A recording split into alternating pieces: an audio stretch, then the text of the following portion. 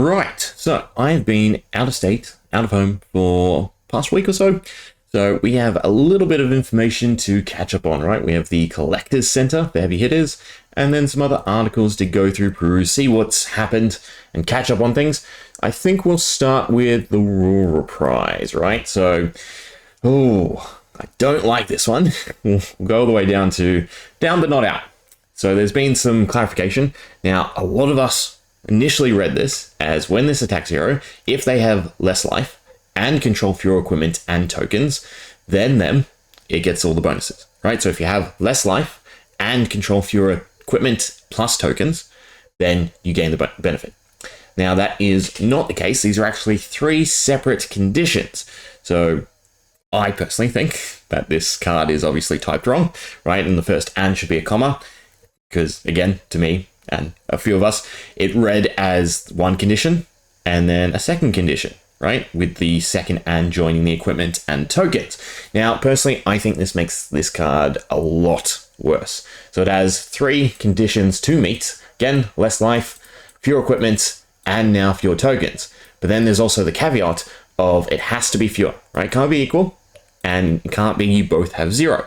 So in the case of tokens, this is where this becomes really detrimental. So both Nick and Tyler control no tokens. Therefore, it does not gain the bonus effect. What this means is that the third condition of this card is sometimes completely reliant on your opponent, because they have to have a token. You just have to have at least less than them. So if they have 1, you can have 0. If they have 2, you can have 1. If they have 0, well, tough.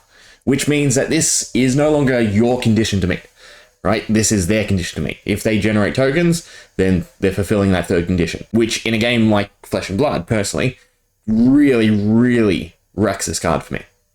Giving the control to your opponent in its triggering is just bad, from my personal opinion. I think the previous thought, where it was equipment plus tokens, was a lot better, a lot more manageable, and again, gave you the freedom to control the state of things, right? You could burn your equipment, you could burn your tokens, and you would be able to fulfill this requirement. The other issue I have with it, right, if you ever get to the point where neither of you have equipment, then again, this card then becomes just dead. Now, I don't mind that as much as obviously the token ruling, and that was already stated with the fewer argument on the card. But the separation of equipment and tokens to me definitely makes this a lot worse than what I was thinking. And in Melody, I would say this is a pretty awful card now, right? This was your seemingly go-to afterwards. But again, that third condition is now, does your opponent play tokens? Do they generate tokens? Will they have a token on the board when you want to play this? Are you then able to get less tokens than whatever token amount they have? In most cases, it'll be 1 to a handful. So yeah, that third condition really weakens the card to me. Anyway, what else is there? Is there anything? There's all the clash stuff, but that was pretty self-explanatory, right? Actually, there's some rulings with 0. So 0 still beats nothing. Equal is still a loss, and both have nothing is also a loss. I believe that's the summation.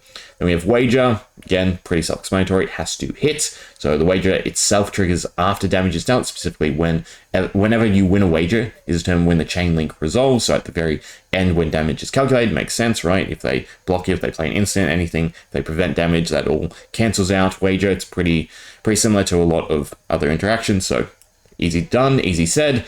All right, then we have hitting the pit. So this is the UPF stuff, right? So we have the headliner set, or the stadium set, if you will, along with the shield, and of course the fabled.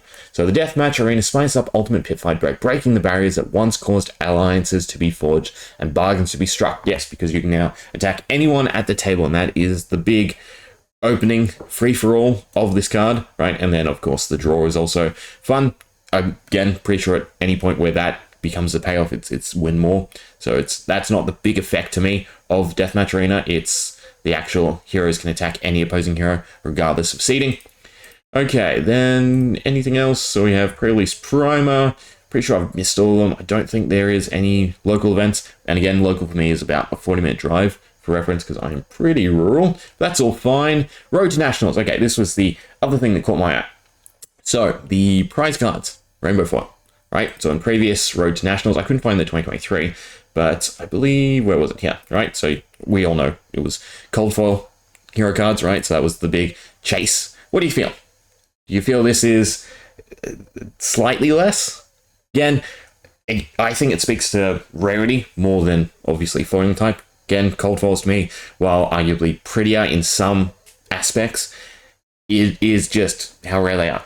And because this is still rewarded as Road to Nationals, as these major events, then I think it's fine regardless whether or not it's cold foil or rainbow foil. It's still going to probably attach the same premium, considering they are, again, not duplicates, they're new cards. It's just you get in rainbow instead of cold foil. So, you know, personal preference on that regard. Okay, lastly, we have the heavy hitters collectors page with a lot of juicy information, because I guess they finally cracked and decided to really feed us the rates, with the exception of cold foils and the Fable. So this will be curious. But the biggest thing that, again, caught my eye, Deathmatch Arena, no rainbow foil. It only comes in cold foil. Now, I'm curious about this, right? So Deathmatch Arena itself is not going to be a highly desired card, because while aesthetically and rarity-wise, it's still fantastic, it's still fabled, its effect is nothing like the others. Again, you have the limited use of the Plague Hive, and then the Heart of Drakkar, or the Dragon's Heart, whatever it's called, right, in those niche decks, or whatever decks use them. I say niche because, again, out of the majority, it is less to have the 3 Draconic Heroes. Anyway, point is, Deathmatch Arena is a lot less usable, since it is strictly for UPF, and UPF is still pretty much just a fun format and not highly popularized. So in that regard, the cutting of the rainbow foil could be to make sure that we don't see like a $20 to $50 Fable, and everyone just feels like Fables are worthless now. Because again, it does carry over. The first 3 obviously have a lot more playability. Well, the first 2, the eye being more useful, I would say. And then we pretty much got niche stuff, and niche is fine. Again, it's their rarity and their design that I think really captures their value, again, personally, and is sort of what I'd like to see for a lot of other cold foils. But yeah, so the fact that they've cut rainbow foil is definitely interesting, right? Do you agree? Is that the reason? They don't want to see an absolutely cheapish, below legendary fabled by way of rainbow foil deathmatch? Or are they just, trying to, again, tighten collectability across the board, through like the Road to Nationals, rainbow foils instead of cold foils, the use of the headpieces instead of weapons, right? With, again, their playability probably being a bit better than the weapons overall for just the general armory kits. Overall, it will be interesting. Okay, but rates. So Marvels, 1 in 2 cases. So that's about where we've always thought they are. So that's probably why they're finally telling us, because everyone's just speculated and guessed, and we have the exact numbers. I'm curious about the breakdown on cold foils, right? Would be nice to see. My big issue is, again, it's 17, so that's more than 50% slightly. That you just have a dirt cheap cold foil, because none of the commons in this set are going to maintain value. None of them are usable, right? They are pretty just stock standard filler commons, and that's okay. Again, we're missing the 6 headpieces, which I think could have really helped smooth over the cold foil slot EV. But what can you do? Again, their use in armor kits is probably a bit better than taking, well, no, personally, again, I would have just liked to see the weapons take it. But yeah, again, it feels bad for cold foils, right? What they're doing with the Fabled Legendaries, fine. I would still like to see some sort of bigger distinction between the foil, rainbow foil, legendary, and the cold foil. Again, I'd love them to stick with the whole extended art. Just make every single cold foil legendary extended art, and that's the one step up, right? So not only do you have the rarity, but then you also have an actual design element besides the foiling type, which again, to me, is personal preference, which you like better. That separates the two. But nonetheless, 1 in 24, then again, 33 with half of them being common. Premium foils, so we legendaries 1 in 96, already expected that. Majestics 1 in 18, that is interesting, right? So the 1 and a bit per box, that feels, does that feel right? I feel like you get a few more. Maybe they've cut it down. I feel like it's usually 2 to 3. Maybe I'm forgetting things. It's been a while since I've opened a box, right? It's been a good week. Rares 5, 18 for commons. So yeah, very interesting about the Majestics, right? Maybe that will help them hold better value as well. But then normal Majestics are still 1 4. So again, on average, you're getting 7 Majestics roughly in one box. out of the 40 Majestics. But I am also curious on this math, right? So we lose the 5 heroes to Marvels. The tokens are tokens. 31. So what are the 4 cards, right? Because the one... No, because that still doesn't matter. Yeah, this is confusing me. Majestics are... Alright, the expansion slot. Do they not come in foil? I gotta look this up. What are the other Majestics that are cut, right? So 5 Majestics are cut because they become Marvel, so they're not going to be in Rainbow Foil. The Rainbow Foils are in the Road to National. Okay, so not including the heroes, I count 31 Majestics. So what are the other 9? Again, in this case, 6 of them are heroes because you've got Reina still. So that leaves 3. 3 Majestics. Eh? What am I missing? What card am I missing? Right? Reprints? That's not going to be in foil? I don't think any of the Majestics were reprinted. Someone who knows, explain that to me, please. This is doing my head in, right? So, Marvel, that's -1. Reina doesn't exist other than normal, so that's -1 as well. But then again, that's still just, there's 6 heroes, so 31 brings it to 37. So what are the 3 that I'm missing, unless I've miscounted? Anyway, we'll move on. I'll stop worrying about that too much. Okay, anything else from the rates? So rares are still the same, Jessica's still the same, tokens still the same. So the chance of an expansion slot card then is... Oh, why not put them here? Let me do the math quickly. So you should get 3 to 4, right, going off of the token slot. And there are 10, right, and they're all Majestic. So that is also interesting, because is that baked into the 1 in 4, right, as it states here? Or is it, you'll get 6 normal and then 3 to 4 expansion slot? That's interesting that they've separated these rates, but then I guess baked it into the Majestics here.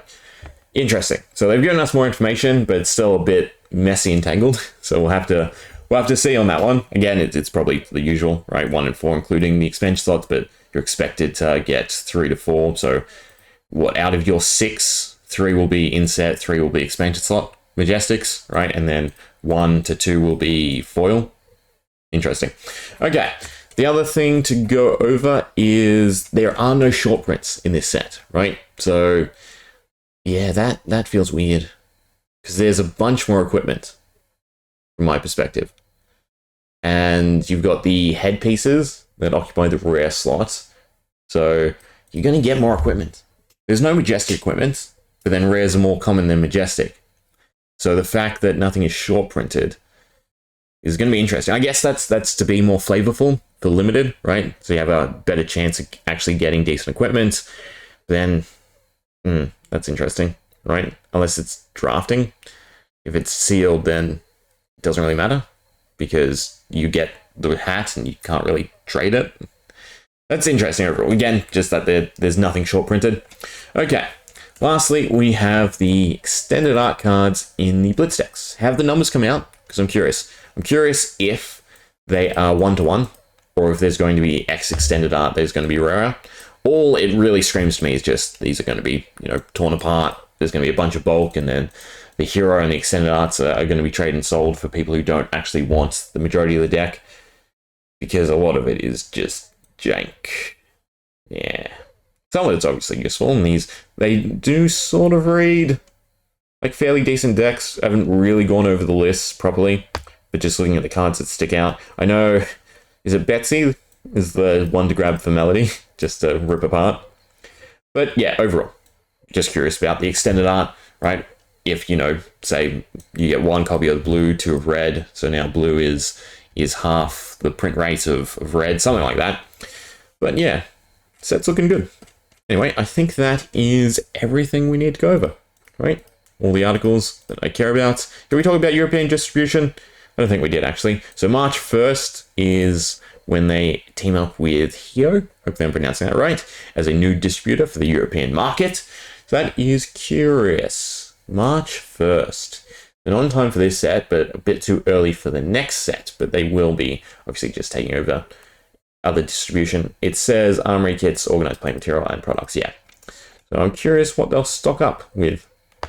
Anyway, that'll do. Hope you enjoyed. See ya.